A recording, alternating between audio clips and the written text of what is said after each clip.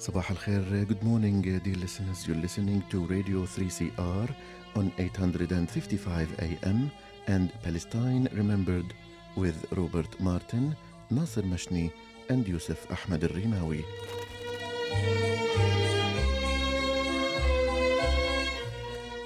Palestine Remembered is Australia's only English-language radio program that is totally dedicated to Palestine.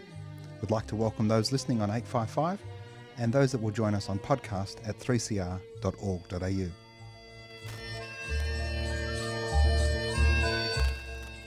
Thanks for joining us. Stay with us and enjoy the episode.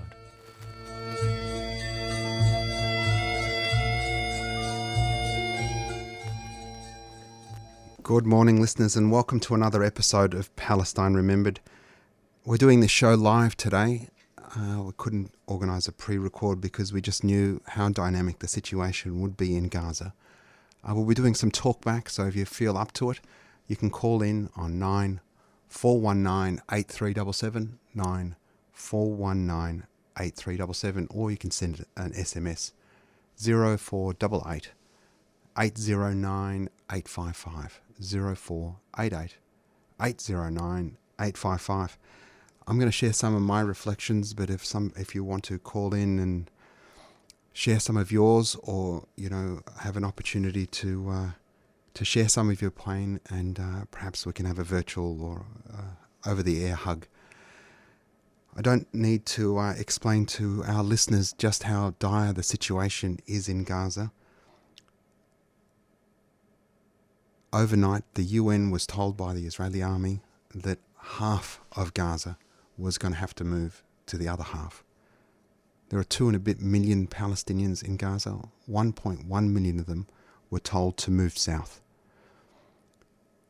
The population density in Gaza is already amongst the highest on earth, 5,500 people per square kilometre. When and if those million people manage to get south, remembering that the roads have been bombed, most people don't have fuel for their cars. I've seen some of the vision this morning on Al Jazeera, people on the back of carts drawn by donkeys. There'll end up being 2 million people inside of 180 square kilometres. And I often talk about what that means as a population density for where we might live. Gaza fits 30 times inside Melbourne. 30 times. If Australia had the population density of Gaza before the evacuation south, Australia would have a population density of 42 billion. That would mean that we'd have in excess of 80 billion people in Australia once everybody's jammed into the south. Israel's made no bones as to what they plan to do. They've been very clear that they're going to clear the north of Gaza. And what that looks like, according to Benjamin Netanyahu, is perhaps a city of tents.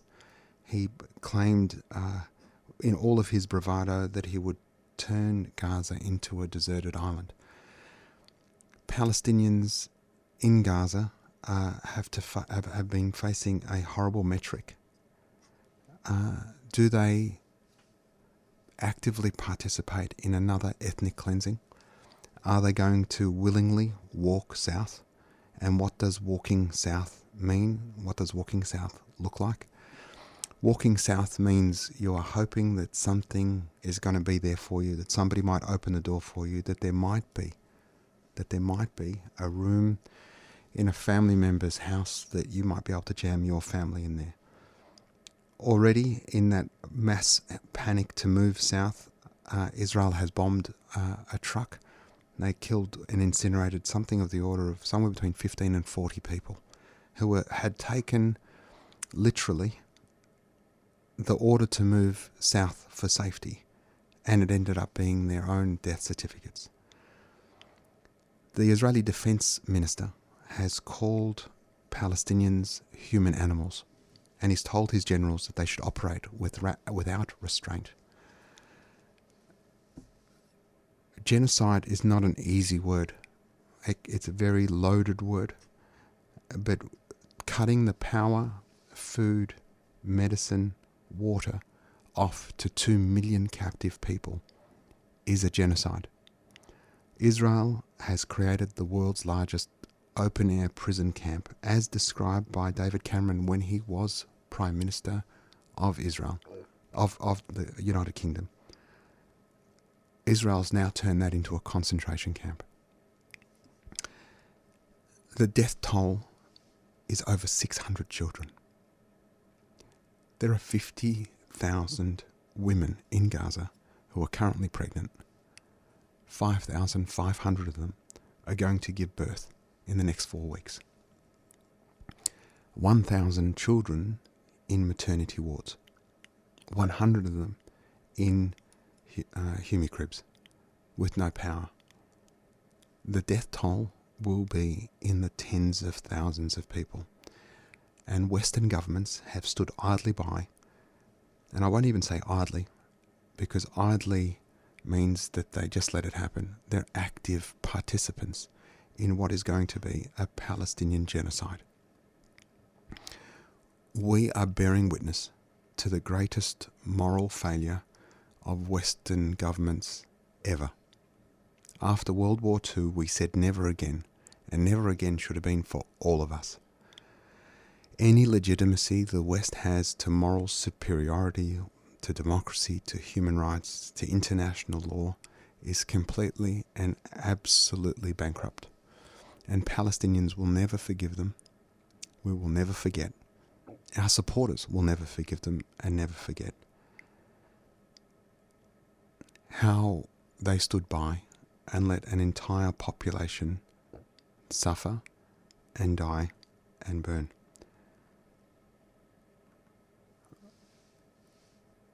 If you can, please come tomorrow to the State Library and join us for a day of action, a day to commemorate those that have fallen, a day to share your pain with a fellow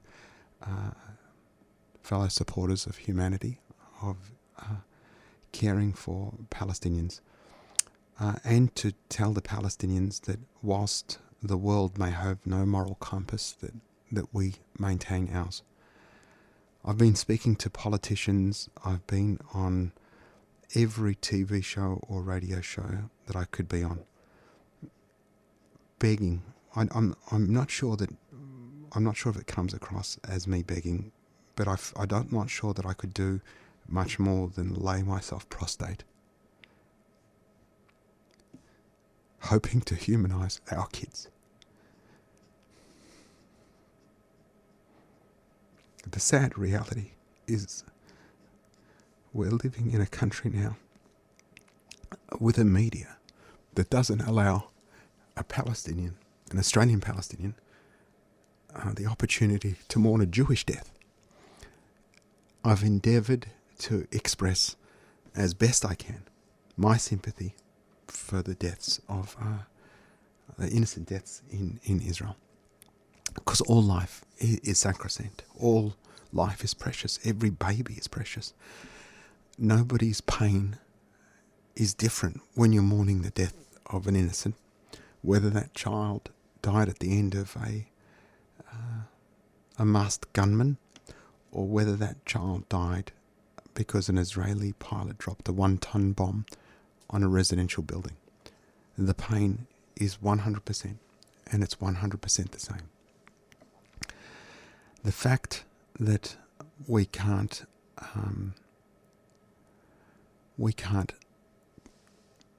have space, or the space has been denied us to be able to grieve together, is a measure of the level of inhumanity and degradation of our humanity that has happened because of Western media complicity, but also the complicity of Western governments that haven't held Israel to account for 75 years. For 75 years, Palestinians have been denied their right to self-determination. They've had their humanity stripped from them.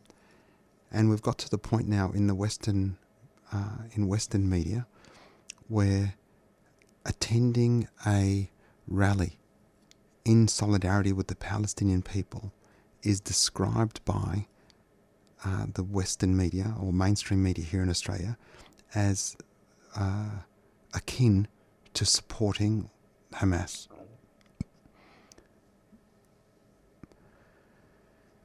We're not even afforded an opportunity to be able to get together and show solidarity, mourn together, without being dehumanized and delegitimized. Palestinians are humans too. Our babies' lives matter as much as anybody else's lives matter. And the fact that we're having to explain that in Australia is disgusting. A couple of kids did a unnecessary action in burning a flag. I don't condone that. I understand the frustration and a desire to want to express an outrage at that, but there's no space for that. Today we need to be respectful of it. There were unconfirmed chants of some really horrible anti-Semitic stuff, and there should be absolute condemnation of those chants. There is no room within our organisation for any sort of racism, homophobia, anti-Semitism, Islamophobia, any sort of hate. The movement for liberation for Palestine is an anti-colonial, anti-racist, intersectional struggle for justice for all. What unites Palestinians and peoples of the world all over is our fight against imperialism, Western hegemony, capitalism. The world is better when we all stand together. This is for Palestine, Ramallah, West Bank, Gaza. This is for the child that is searching for an answer. Wish I could take your tears and replace them with laughter. Long live Palestine, long live Gaza. Palestine, Ramallah, West Bank, Gaza. This is for the child that is searching for an answer. Wish I could take your tears and replace them with laughter. Long live Palestine. While we listen to tunes made by ignorant fools, Israel blocked the UN from delivering food. They bring in the troops and you won't even glimpse of the news. They make money off the products that we're quick to consume. And it's not simply a question of differing views. Forget emotions, this is facts. What I spit is the truth. Makes no difference if you're a Christian or if you're a Jew. They're just people living in different conditions to you. They still die when you bomb their schools, mosques and hospitals. It's not because of rockets, please God, can you stop this all? I'm not related to the strangers on the TV, but I relate, cause those strangers could have been me. Words could never ever explain the raw tragedy. It's not a war, they're just murdering more rapidly, and we are automatically supporting pure savagery. Imagine how you feel if this was your family.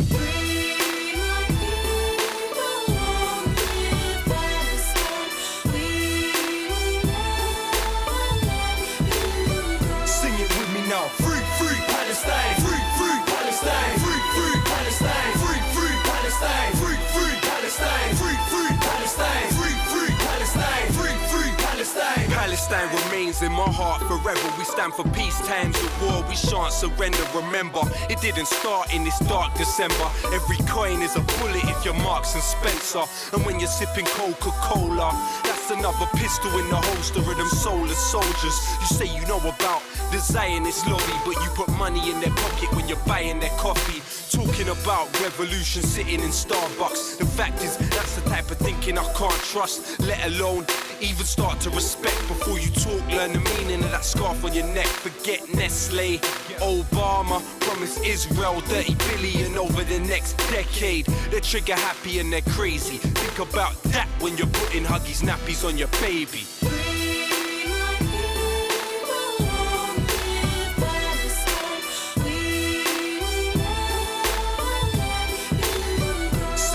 Now. Free, free Palestine. Free, free Palestine. Free, free Palestine. Free, free Palestine. Free, free Palestine. Free, free Palestine. Free, free Palestine. Free, free Palestine. This is not just a war over stolen land. Why do you think little boys are throwing stones at tanks? And we'll never really know how many people are dead. They drop bombs on innocent girls while they sleep in their bed.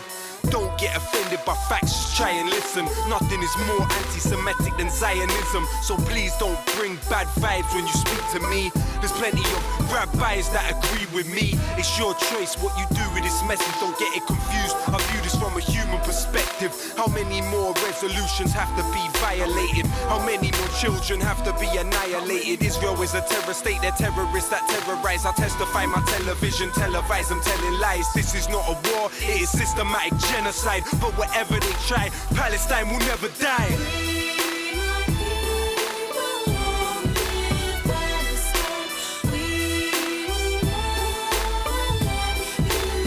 Sing it with me now. Free, free Palestine. Free, free Palestine. Free, free Palestine. Free, free Palestine. Free, free Palestine. Free, free Palestine. Free, free Palestine. Free, free Palestine. This is for Palestine, Ramallah, West Bank, Gaza. This is for the child that is searching for an answer.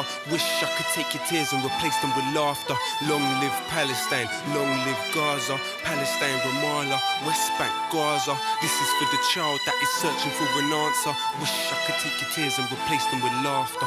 Long live Palestine, long live Gaza. Stand in solidarity with Palestine this Sunday. With the most devastating attack ever launched on the people of Gaza, it's time for all of us to stand in solidarity with the Palestinian people. Israel has waged war on the Palestinians for the last 75 years. The Nakba, ethnic cleansing, occupation of the West Bank, East Jerusalem and Gaza. Israel has now imposed a total blockade on Gaza and declared war, stopping food, electricity and fuel and launching an all-out attack. We have to mobilise to show our support for Palestine. 12 p.m, State Library, this Sunday, October 15th. Rally to demand freedom and justice for Palestine. No war on Gaza. Free Palestine Melbourne is a 3CR supporter.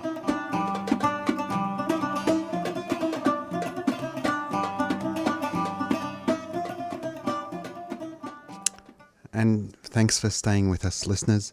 Samah, we're joined by one of our dearest friends and greatest supporters, and I'm not a huge fan of the mainstream media, but they did give Samah Sabawi, playwright, author, academic, amazing Palestinian woman, follow her on Twitter at Gaza Heart, a platform to write the most beautiful, beautiful article. Good morning, Samah. Good morning. Now, Samah, you're from Gaza. I know you've been in touch with your family. We've been talking about everything that's been going on, the genocide that's about to happen. One of the things that I haven't actually touched on but is so very dear to your heart, before we'll talk about your family at the end, because then that'll be the way we end the show, because we won't be able to talk much after that. But perhaps we talk about that this isn't a fight between Palestine and Gaza, but between a colonialist movement and an indigenous people. Yes, it is, and you have to excuse me if I'm a little bit slow with my words. It's been a sleepless night for us. It is definitely that, but it goes even beyond that, in the sense that when we read about colonialist movements, and we read about their history, and we read about the ethnic cleansing of the indigenous populations, and the expansion of colonies, it's always in the past tense. Even Nakba was in the past tense. And we never thought that we would be looking on television. This is a new experience where the whole world can actually watch blow by blow the second Nakba for the Palestinians. I mean, we say Nakba is ongoing, but this has been the highest intensifying of Nakba since 1948. The power and the swiftness of Israel's ability to destroy, to expand, to move populations, hundreds of thousands of people, and now 1.3 million people are being ordered. Let me just take you through this. 1.1 million people under Israel's siege and occupation, and inside Israel's walls and high towers, and complete captives, are being ordered to leave the northern half of Gaza to go to the southern. And through the night, we were trying to follow up with families, trying to make sure everybody has a place to go to in the south.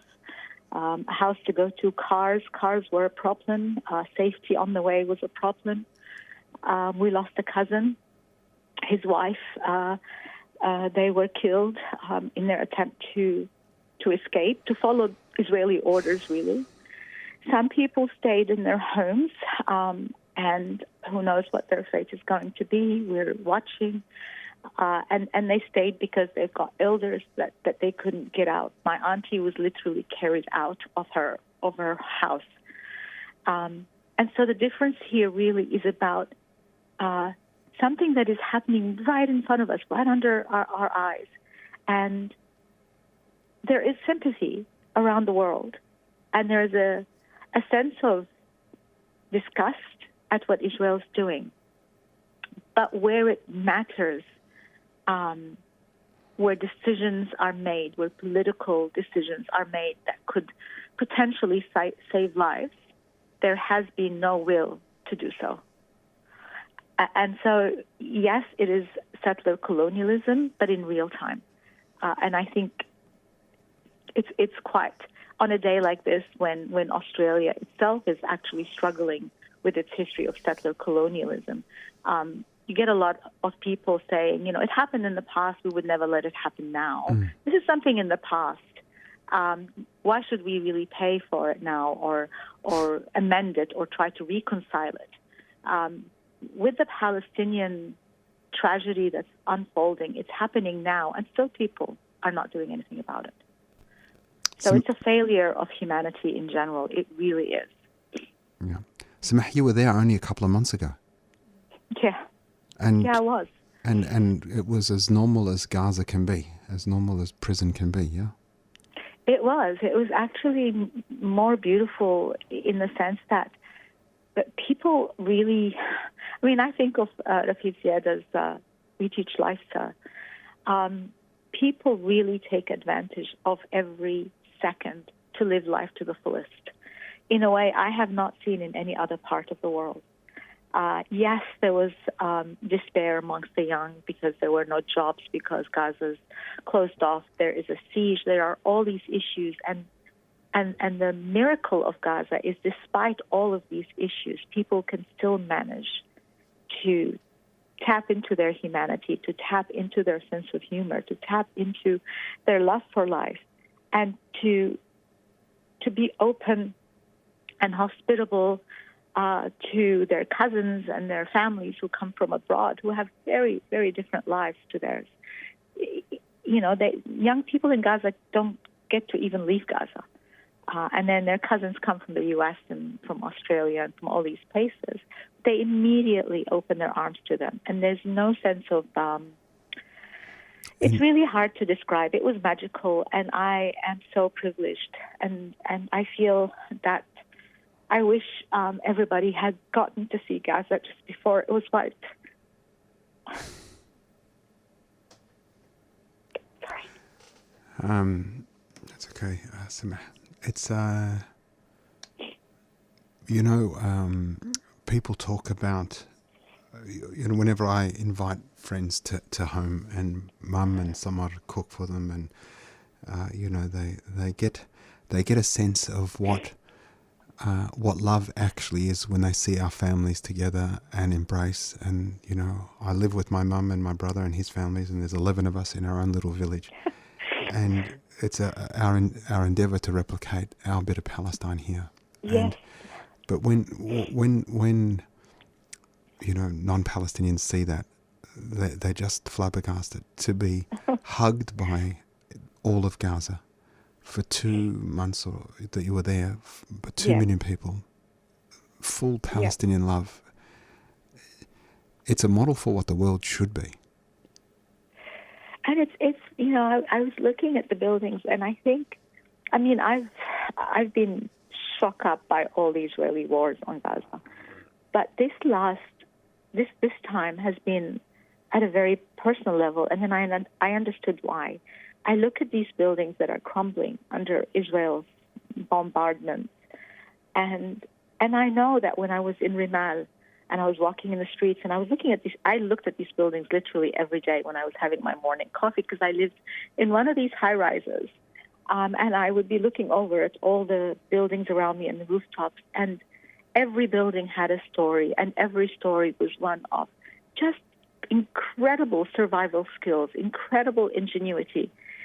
Every piece that was put into every building came from incredible ways, recycled rubble, permits that took forever to fill out. Nothing came easy. Nothing came easy. Yet they built this beautiful city again after 2014. All the high-rise towers that were destroyed in 2014, rebuilt. And how do you even rebuild knowing that they're going to destroy? But you do it. You do it because life in between the bombing is worth living, and you want to live it, and you don't want to miss out on feeling a sense of normalcy. And so you rebuild, you clean up the streets, you get out all the shishas along the beach again, you bury your dead, and you embrace your living. That's what Gaza is about. But now I don't know if there's going to be a Gaza. It looks to me like the ethnic cleansing of 1948, where they would go and completely wipe Palestinian cities and villages off the map and forcefully drive people out of their homes. My auntie was clinging to her house keys. Munir's uncle didn't want to leave. He said, and it's in Arabic, he said to them, Sibuni ana khatiyara, pointing to his beloved wife. How do you leave your house that you've been born into? I mean, Munir's family home, my husband's family home, that's their great-grandfather's house. My auntie left the home that my great-grandfather built, my great-great-grandfather built in Gaza. And then how do you leave it and go and not have anything? It's not just about the walls. It's about the memories. It's about the sense of security. It's about the sense of belonging. It is your home, your piece of earth. And then you're sleeping on other people's beds. You might end up in a refugee camp. And forever you're just out of place. And you're too old to be out of place. I mean, I think the young people will be okay. They will be able to get on their feet and start over. And the parents will be just focused on their children, and they will be able to start over. Palestinians are strong that way, especially Palestinians from Gaza. But my heart aches for the old people who are dragged out. And I don't know if they're going to make it.